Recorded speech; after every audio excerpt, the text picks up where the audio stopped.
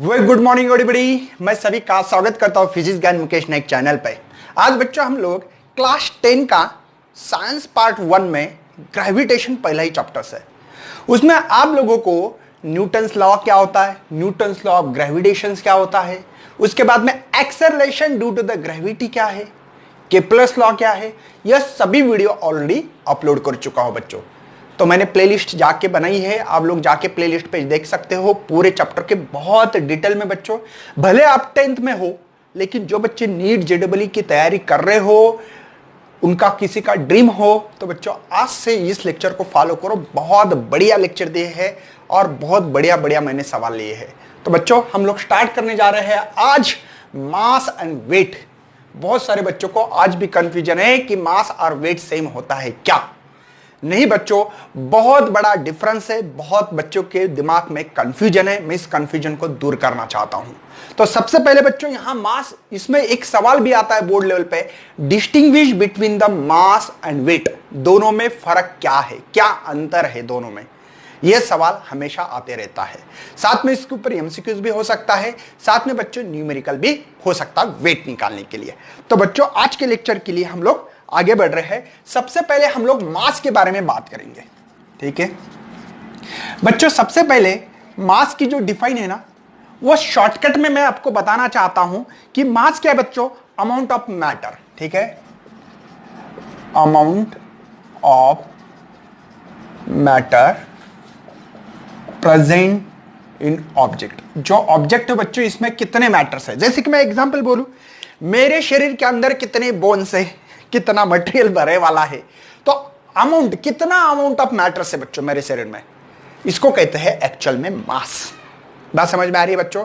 मेरे शरीर के अंदर कितना अमाउंट ऑफ मैटर भरे वाला है, फिर वो पूरे बोन्स, जो भी आपकी वेन्स है, सभी चीजें, हाथ हो गया, मेरा पैर हो गए, सभी चीजें आ गई उसमें, ठीक है। तो एक्चुअल में कितने हैं, ठीक है, उस चीज को हम लोग मास कहते हैं। स्टैंडर्ड डिफाइन है बच्चों, amount of matter present in object, now then it is called as the mass कहेंगे बच्चों, ठीक है। मैं आपको जानबूझकर बच्चों इस चीज पे डिटेल्स में लेने की कोशिश करूंगा, क्योंकि ये बहुत इंपॉर्टेंट चीज है आपके लिए। दूसरा पॉइंट है बच्चों, इसका एसआई यूनिट क्या हो सकता है। जानबूझकर आपको डिफरेंस जैसे पढ़ा रहा हूं, इसका एसआई यूनिट बच्चों मास का होता है केजी, ठीक है। नंबर थर्ड चीज है बच्चों इसके बारे में, ये mass is the vector quantity या स्केलर क्वांटिटी है। तो बच्चों ये है हमारी स्केलर क्वांटिटी, ठीक है। Mass is a scalar quantity. क्यों बच्चों स्केलर क्वांटिटी है। बच्चों आप लोग शुगर लेने के लिए जाते हो दुकान पे, है ना, शॉपी पे जाने के बाद बोलते हैं 1 kg शुगर दे दो, ऐसे बोलते, मतलब मेजर कर सकते हैं। कभी बोलते हैं कि ईस्ट डायरेक्शन जाने वाली शुगर दे दो 1 kg, दुकानदार बोलेगा यार पागल हो गया भैया तू, है ना। तो ऐसे नहीं बोल सकते बच्चों। तो इसलिए ये स्केलर क्वांटिटी क्या है बच्चों, ये स्केलर क्वांटिटी, कौन, मास। ये जानबूझकर पॉइंट लिख के दे रहा हूं बच्चों, पॉइंट टू पॉइंट, बहुत मजा आएगा, ठीक है बच्चों। चौथी बात ये है कि इसको हम लोग सेम, एवरीवेयर सेम होती है, मतलब मास कहीं पे भी जाओ सेम होता है। अगर 10 kg है, अर्थ में भी 10 kg, मून पे भी जाओ 10 kg, नेपच्यून पे जाओ, प्लूटो पे, मंगल, शुक्र, जहां पे भी जाओ वहां पे सेम होता है, एवरीवेयर सेम होता है बच्चों, ठीक है। एवरीवेयर सेम होता है बच्चों, वो कभी या कांस्टेंट होता है, ये भी बोल सकते हो, या सेम होता है चक्कन भैया, ठीक है। चलो चौथा पॉइंट समझ में आया होगा बच्चों। नेक्स्ट बच्चों इसका डायरेक्ट, सॉरी, ये जो है इसको एवरीवेयर कहीं पे भी जाके गिनो, ये सेम ही मिलेगा आपको, कभी ये चेंज नहीं हो सकता, ठीक है। एक प्लैनेट से दूसरे प्लैनेट पे जाओ, तीसरे, कहीं पे भी जाओ बच्चों, ठीक है ना, सेम होना चाहिए। पांचवी बात है बच्चों, न्यूटन का जो फर्स्ट लॉ है, हमने देखा था मास बढ़ने से इनर्शिया, फर्स्ट लॉ इनर्शिया का है ना, तो मास बढ़ने से उसका इनर्शिया भी बढ़ता है। हायर मास, ऐसे लिख सकते हैं हायर मास, ठीक है, तो हायर इनर्शिया होता है, पता है ना आप लोगों को, इनर्शिया, ठीक है। हायर मास रहा तो हायर इनर्शिया होता है, ध्यान में रखना बच्चों। हायर मास, कोई भी बॉडी का ज्यादा मास है तो उसका ज्यादा इनर्शिया है, ये समझ लेंगे। बात समझ में आ रही बच्चों। इसकी डिफाइन पहले लिखना है, amount of matter present in object, ठीक है। इसका एसआई यूनिट क्या है मास का, केजी बच्चों। ये स्केलर क्वांटिटी है मास, क्योंकि इसको हम लोग डायरेक्शन नहीं बता सकते कभी भी। उसके बाद में बच्चों एवरीवेयर, कहीं पे भी जाओ, मास कभी चेंज नहीं होता है, सेम होता है, सेम बोलो या कांस्टेंट भी वर्ड लगा सकते हो, कोई टेंशन नहीं। हाइयर मास रहा तो हाइयर इनर्शिया रहता है, कोई शक है भैया? चलो सेम इसीलिए बच्चों मैंने आपको डिस्टिंग्विश जैसे पढ़ा रहा हूं। देखो यहां पे लिखूंगा मैं वेट, ठीक है? वेट की यहां पे बच्चों सबसे पहले ये फोर्स ऑफ अट्रैक्शन बच्चों, ये क्या है आपका? फोर्स ऑफ अट्रैक्शन बच्चों, है ना? यहां पे लिख सकते हैं force with which the earth attract, है ना? Force which is earth attract object. Object को क्या करती है हमारी? आपको दिखाई दे रहा भैया? थोड़ा ज्यादा लिख रहा हूं मैं उधर, ओके कोई टेंशन नहीं है, हाँ दिखाई दे रहा है। ओके तो आपकी डिफाइन क्या? Force with which the earth attract, यहां पे विथ विच लिखना चाहिए था, ठीक है? With which is earth attract object, मतलब बच्चों कोई भी चीज को, जैसे कि मार्कर को फेंक रहा हूं, जूम देखो नीचे आ रहा है, देखो ये नीचे आ रहा है, मतलब अर्थ अट्रैक्ट कर रही बच्चों इस बॉडी को, है ना? तो इसको वेट कहते हैं। इसको क्या कहना है? वेट। जैसे कि कोई चीज है, दूसरा ये मार्कर को फेंक रहा, भले आपका कैमरा लेके फेंकना है ऐसे ऊपर या आपको खुद को फेंको, तो अभी अर्थ अट्रैक्ट करते बच्चों, इसको हम लोग वेट कहते हैं। मतलब एक फोर्स है बच्चों, ये वेट मतलब क्या? ये फोर्स है।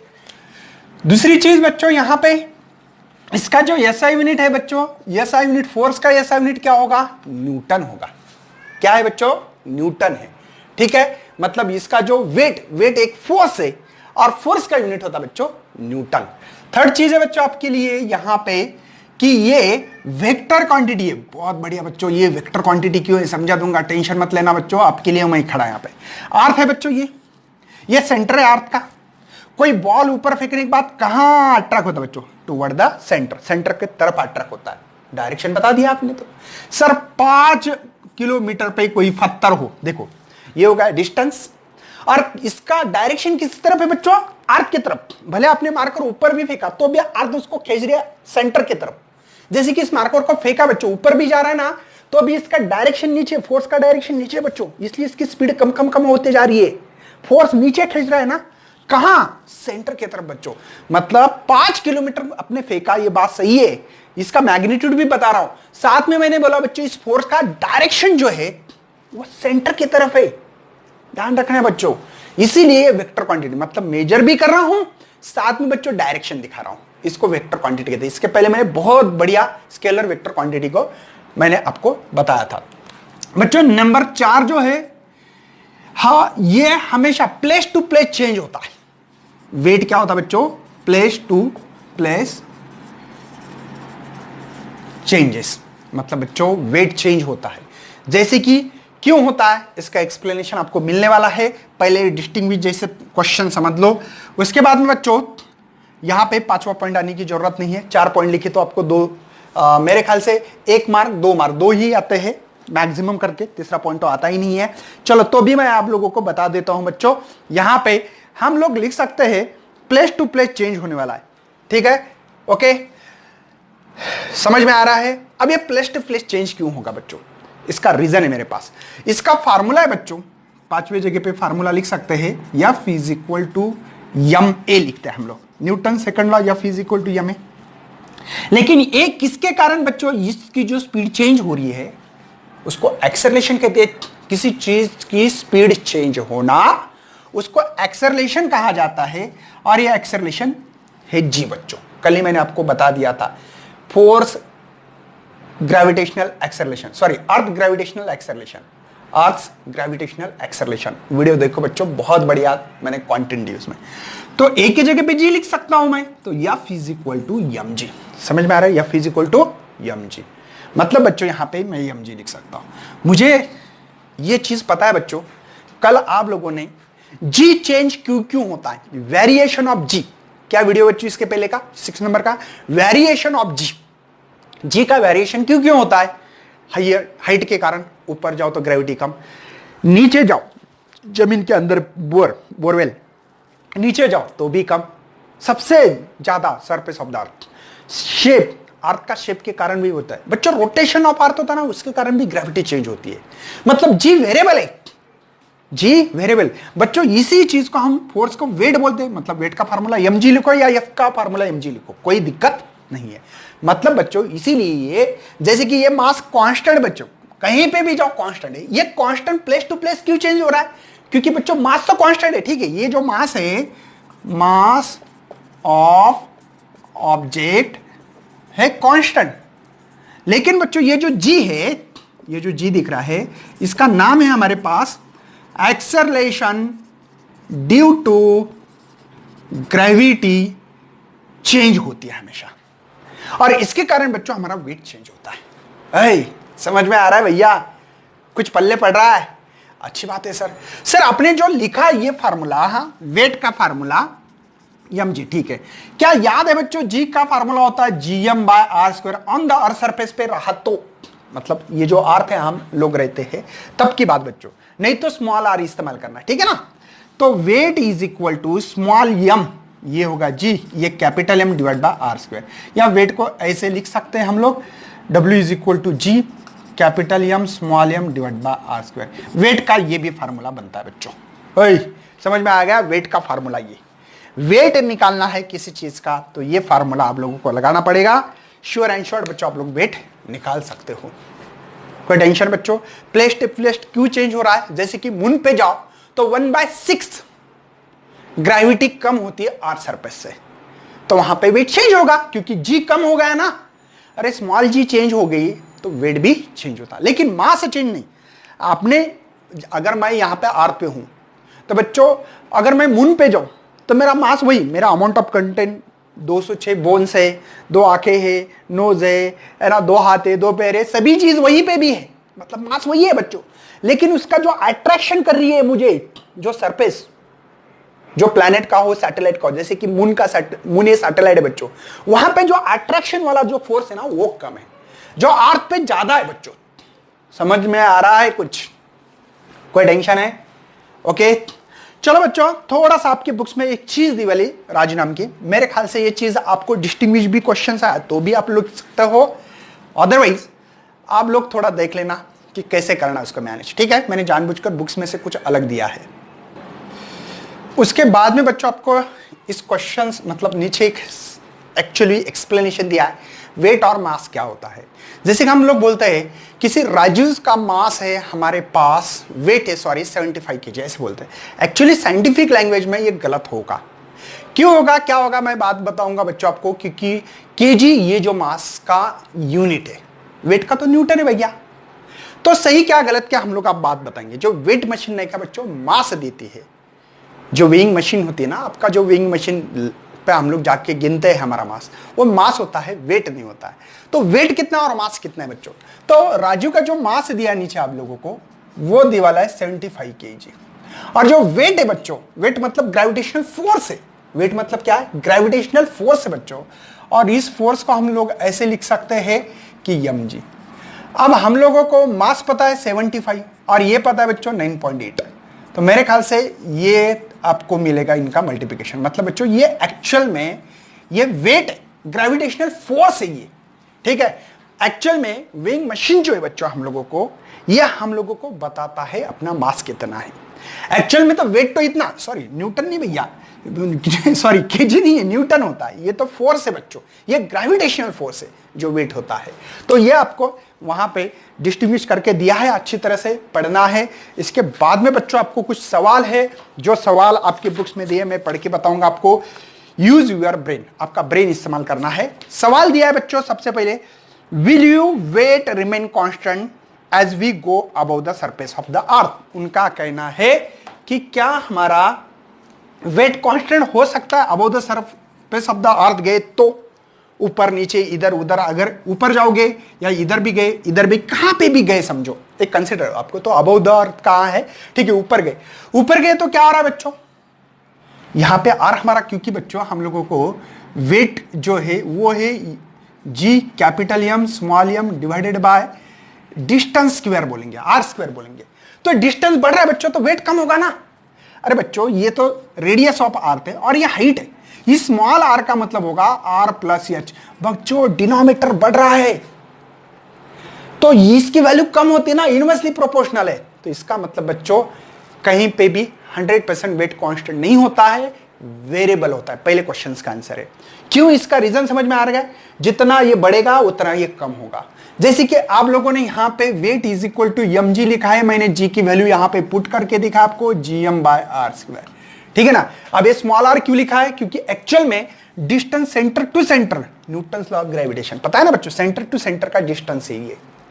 तो ये बढ़ रहा है, हाइट बढ़ रही मतलब, तो ये कम होगा। लेकिन अर्थ के अगल बगल होगा तो टेंशन लेने की जरूरत नहीं, ज्यादा इफेक्ट नहीं होता। कल मैंने आपको बता दिया माउंट एवरेस्ट 8.8 किलोमीटर था, तो भी हम 9.8 वैल्यू लिखते हैं, कंसिडर करते हैं, करीब करीब मानते हैं। सवाल नंबर 1 का बच्चों आंसर जो है, दोबारा सवाल पढ़ रहा हूं आपके लिए। सवाल दिया है, will we weight remain constant as we go above the our surface. Our surface के अगर ऊपर जाओगे तो वेट कांस्टेंट नहीं रहेगा, वेरिएबल होगा। सेकंड क्वेश्चन है बच्चों, suppose we standing the tall ladder, if distance from the centre of earth is two R, what will the weight. मतलब बच्चों उनका कहना है, ठीक है, कि यहां पे ये एक आर है, दोबारा आर इतने, मतलब ये हाइट इतनी, आर इतनी होगी, तो आर प्लस आर, यही फार्मूला मैं यूज करूंगा। ठीक है, उनका कहना है आर प्लस आर, तो ये टोटल डिस्टेंस स्मॉल आर होगा ट्वाइस आर। समझे, ये आर है, 2r हो रहा है, मतलब यहां से आर सरफेस से दोबारा आर पे ऊपर है, ऊपर। तो क्या हमारा वेटी बोल पूछा है ना हम लोगों को, कोई सवाल तो गलत नहीं भैया, है ना, centre of the earth to R, what is the weight. तो वेट, कोई आदमी आर इतनी दूरी पे, मतलब बच्चों आपको पता होना चाहिए 6400 किलोमीटर होते हैं अर्थ का रेडियस। तो ऊपर अर्थ के ऊपर भी हम लोग जो हाइट पे गए हैं वह 6400 किलोमीटर पे दूर गए, दूर अर्थ सरफेस से दूर। तो वेट क्या होगा, चलो बच्चों वैल्यू पुटअप कर रहा हूं। तो GM स्मॉल m, इस r की वैल्यू बच्चों ट्वाइस r, बात समझ में आ रही है। तो वेट मिलेगा बच्चों मुझे GM, इसको वेट 1 बोलना है और इसको 2 बोलो, कुछ भी बोलो यार, आपको जो नाम देना है दे दो, डिवाइडेड बाय 2 का स्क्वायर 4 होगा, ये r²। तो W2 मैं लिख सकता हूं, इसको 1/4 करते हैं, इसको ब्रैकेट में GM डिवाइडेड बाय r²। ये कहां है बच्चों वेट, ये अर्थ सरफेस पे होता है। अरे भैया ये अर्थ सरफेस पे होगा ना, अगर इस पे मैं ऐसा कर दूं इस फार्मूले में GM डिवाइडेड बाय r², ये अर्थ सरफेस पे यहां इतनी दूरी आ रही, लेकिन ये कहां है बच्चों, अबव द अर्थ सरफेस, दोबारा आर इतना दूर गए। तो बच्चों मेरा वेट जो है, जो था आर सरफेस पे, W1 बोलो उसको, उसके 4th टाइम होगा। समझ में आ रहा है, जो वेट था उसके 1/4 टाइम होगा, मतलब आपका 200 वेट होगा न्यूटन, तो यहां पे 50 ही मिलेगा, 200/4, अरे 200/4 50 न्यूटन, इतना वेट मिलेगा। बात समझ में आ रही है, ये इस सवाल का आंसर था। इसके बाद में आपको एक न्यूमेरिकल सॉल्व करके दिए बच्चों, शॉर्ट स्क्रीन निकालो, आपको काम आएगा, ये सभी प्रॉब्लम काम आने वाले हैं। नेक्स्ट बच्चों आपका जो न्यूमेरिकल से वो लिख के रखा है मैंने, जो आपके बुक्स में है, if a person way 750 Newton on earth surface पे, इसका ये वेट है बच्चों, वेट मतलब वेट ही है। How much will be his weight on moon, तो मून पे कितना होगा, गिवन दैट द मून मास जो है मून का, मैं चलो गिवन लिख रहा हूं बच्चों, यहां पे ध्यान देना है अभी क्या क्या लिख रहा हूं। ठीक है, सबसे पहले वेट होता है बच्चों mg, और वो दिया है हम लोगों को 750 न्यूटन। ठीक है, दूसरी बात, मून का जो मास है बच्चों, मून का स्मॉल m मतलब मास ऑफ मून, ये बच्चों मास ऑफ द अर्थ के 1 टाइम 81, मतलब उसको लिख सकता बच्चा मैं ऐसा है।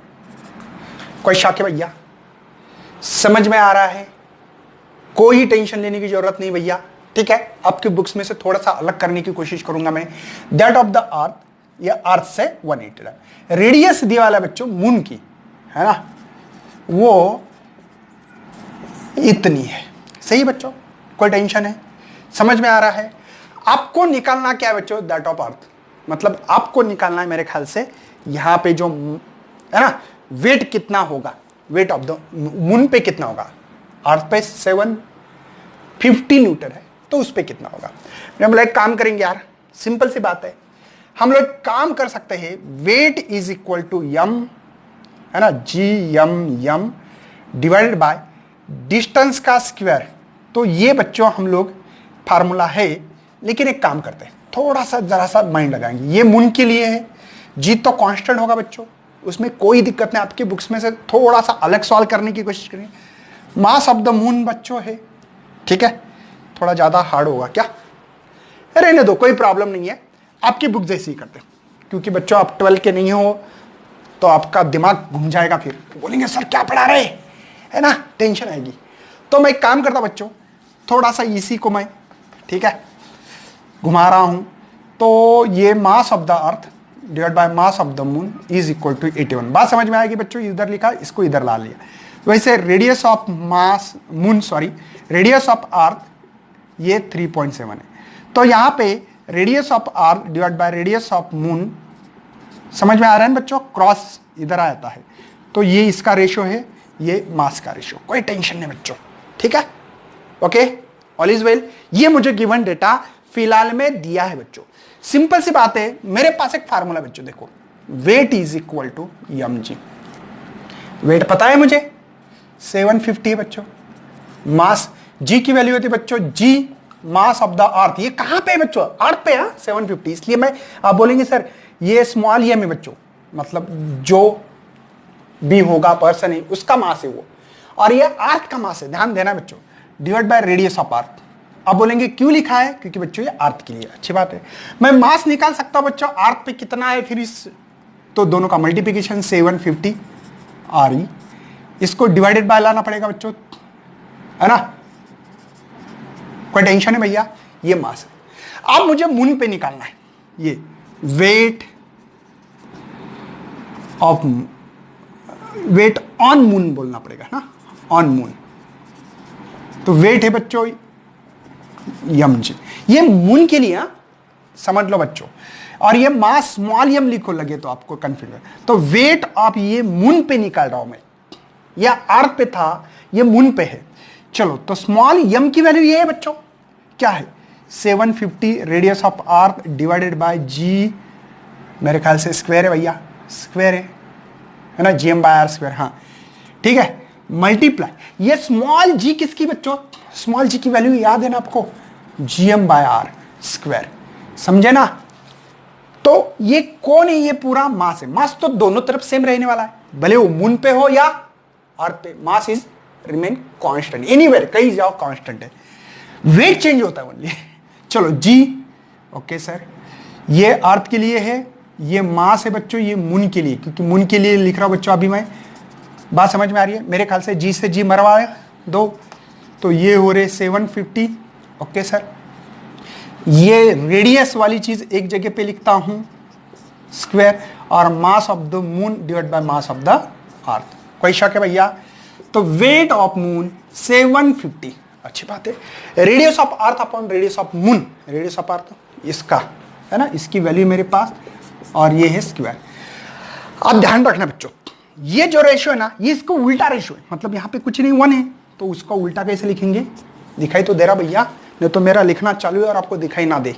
समझ में आ रहा है क्या क्या कह रहा हूं बच्चों, पहले समझ लो, ये तो गिवन डेटा है, ये अर्थ पे है बच्चों, ये वेट ऑन अर्थ पे है, लगे तो लिखो, नहीं तो वर्ड में लिखना है तो वेट ऑन अर्थ सरफेस भी लिखा तो भी चलेगा।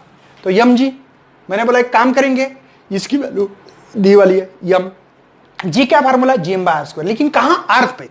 तो मैंने बोला मास निकालेंगे अर्थ पे, तो ये क्वांटिटी गई बच्चों मल्टीप्लाई होगी, ओके। मैंने बोला मून पे निकालेंगे, मून के लिए फार्मूला यम इंटू जी है, मास तो कहीं पे भी जाओ सेम है, इसलिए रखा जी की वैल्यू। समझ में आ रहा है बच्चों। चलो आगे बढ़ते हुए बच्चों, मेरे ख्याल से मैंने जानबूझकर वहां पे मल्टीप्लिकेशन भी करके रखा था कि 750 इसका स्क्वायर, मल्टीप्लिकेशन तो आता है ना, 3.7 3.7, यहां पे 13.69, यहां पे 81, ठीक है।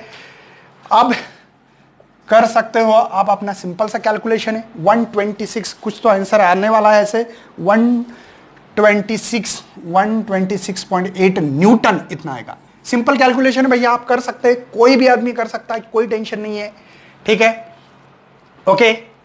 तो ये कैलकुलेशन करके आपका आंसर मिलने वाला, आपको दिखाई दे रहा भैया साफ साफ, आप स्क्रीनशॉट निकालो। चलो और इसको बच्चों हम लोग नेक्स्ट बढ़ने वाले ग्रेविटेशनल वेव्स। बच्चों आपके मालूमात के लिए जैसे मोबाइल होता है, हम लोग बात करते हैं, आप लोग देख रहे भी अभी, तो ये इलेक्ट्रोमैग्नेटिक वेव्स है। इसमें एक्सरे निकाला होगा, पता हो ना, आपका कभी कभी छाती का, हाथ का निकालते हैं फ्रैक्चर हुआ तो ये एक्सरे, गामा रे नाम सुने होगा ना आप लोगों ने। तो ये वेव गिनना बहुत इजी होता है, रेडियो वेव्स होते हैं, ऐसे बहुत सारे वेव्स है। लेकिन बच्चों जब ग्रेविटेशनल जो वेव्स होते हैं ये गिनना बहुत हार्ड होता है, हम लोग गिन नहीं सकते। तो इसीलिए उन्होंने हमारे लिए बनाया है LIGO, मतलब laser interferometric gravitational wave observatory. इससे हम लोग ये ग्रेविटेशनल वेव, ये डिफरेंट टाइप के वेव भी हम लोगों ने देखा है, जैसे आपको बता है कि ये वेव्स हम लोग इससे गिन सकते हैं इजीली। इसके बारे में मैं ज़्यादा आपको पता होना चाहिए इसलिए बता रहा हूँ। इसके बाद में फ्री फॉल, मतलब कोई चीज़ अगर यहाँ पे ऊपर फेंको तो नीचे आती है, तो कोई एयर नहीं, कुछ नहीं, समझो ऐसे कंसिडर करेंगे कि कोई इसको ऑब्स्ट्रैकल नहीं, तो फ्री फॉल हो रही है चीज, नीचे जूम, नीचे जूम, छोड़ दो, ऐसे छोड़ दो, जूम नीचे, फ्री फॉल होना है ना। उसके लिए कुछ काइनेमेटिक इक्वेशन 9th क्लास में मोशन नाम के चैप्टर में पढ़े थे बच्चों, उसका डिटेल्स कल के लेक्चर में हम लोग आपको देने वाले हैं। बहुत मजा आने वाला बच्चों, शेयर करना है, लाइक करना है बच्चों। मैं हर चीज आपको बहुत डिटेल्स में इसलिए पढ़ा रहा हूं क्योंकि नीट JEE की तैयारी करने वाले बच्चे खुश हो जाए। अगले चल के बच्चों मैं गारंटी दूंगा इस चैप्टर को आपको ज्यादा रटने की जरूरत नहीं पड़ेगी, मतलब सब कुछ याद आएगा। अरे नायक सर ने पढ़ाया था हम लोगों को, और 12th में मैं ही पढ़ाऊंगा आपको, तो टेंशन मत लेना बच्चों। तो thank you and best luck for your study.